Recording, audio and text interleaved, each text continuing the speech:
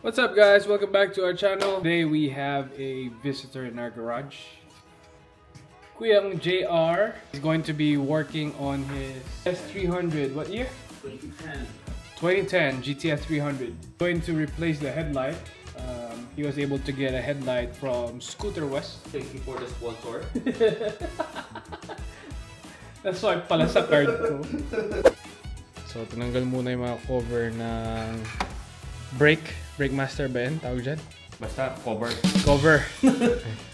So ngayon is matanggal tong assembly na to para mas madaling mapalitan yung headlight. Ito ang ipapalit ni KUYANG JR. Yun. Itim. Kulay black. Very nice. Pag may lalaglag yan, babaklas ka ng buong motor. Babagsak dito sa ano. Walang butas doon sa may gitna. Yep. Alam na alam mo ng baklasin ha. Sanay na sanay ha. Pangalawang beses pala. Pangalawang beses. So second time mo nang baklasin yung dashboard mo. Yes sir. Kaya medyo gamay na.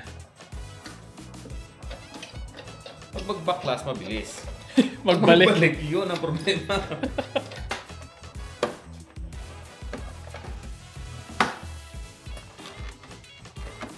Huwag mong pipilitin.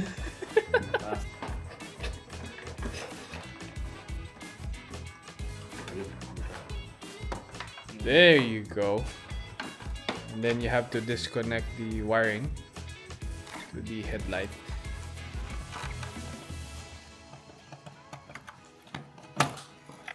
Nice. There you go.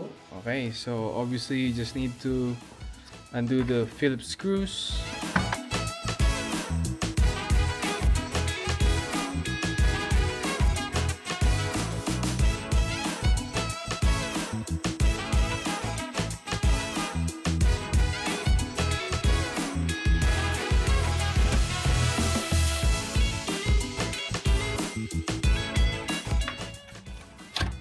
Yun.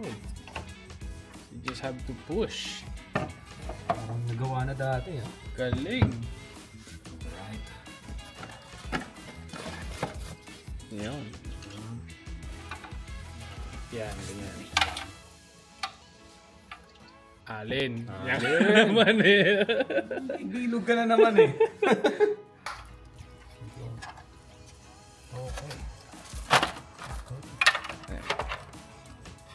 Okay, and then you just have to reinstall the new headlight assembly and then return all the screws. How many screws? 4. 4 screws. Before you put back everything, make sure you test out first before you screw all the plastic. Okay. Let's try. Ooh, let me see. Yon.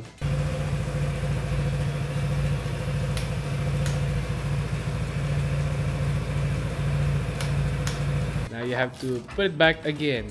Don't break anything. Take your time.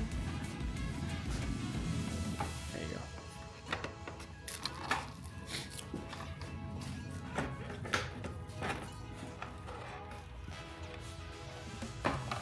What brand is that? I don't know. It's just from Scooter West, no? Scooter West. Sponsored by Mr. Sarah Vlogs.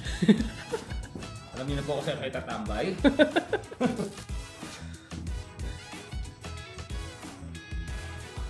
Kailangan flashlight? Yeah. So that's the center screw. Right there.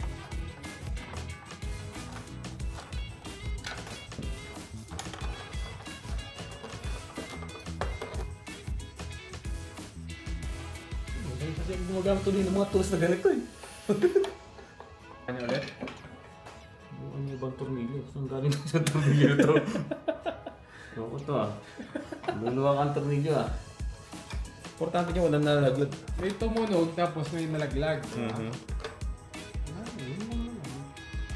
Pasok naman ta.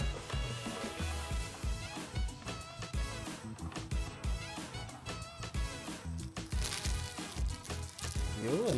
At least nakapag-wrap man lang. Tanggal man lang ng wrap. Kahit sa ilaw man lang.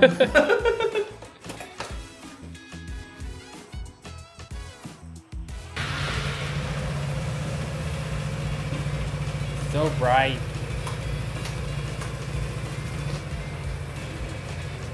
Pwede na.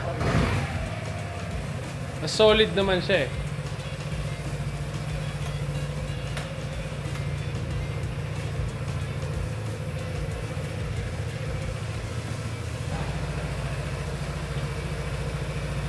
Pwede na yan for now. For now.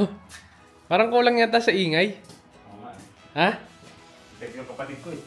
Di pa naawa sa akin eh. Alright, so that's how you install the headlight on your 2010? Tama?